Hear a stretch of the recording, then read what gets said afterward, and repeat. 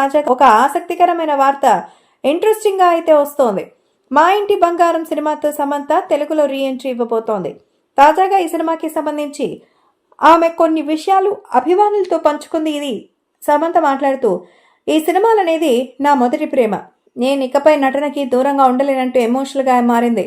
ఇకపై నా జీవితం గురించి ఎవరికీ చెప్పాలనే ఉద్దేశం లేదని చెప్పుకొచ్చింది. సినిమాలు తప్ప నాకు మరొక జీవితం లేదు అంటూ తెలిపింది సమంత. ఏమాయ చేసేవే సినిమాతోనే సమంతకు తన కెరీర్ ప్రారంభించింది. ఆ సినిమాలో సమంత మాజీ భర్త నాగచైతన్య హీరోగా చేశారు. షూటింగ్ సమయాల్లో వీళ్ళిద్దరి మధ్య ప్రేమ చిగురించడంతో ఈ జంట పెద్దలను ఒప్పించి పెళ్లి చేసుకున్నారు. నాగచైతన్య సమంత 2017లో వివాహ బంధంతో ఒక్కటయ్యారు. అయితే కొన్నాళ్ళకే వీళ్ల మధ్య విభేదాలు రావడంతో ఈ జంట 2021లో విడిపోతున్నట్టుగా ప్రకటించారు. ఇండస్ట్రీలో బెస్ట్ జోడీగా ఉంటారనుకునే లోపే వీళ్ళు విడిపోయారు.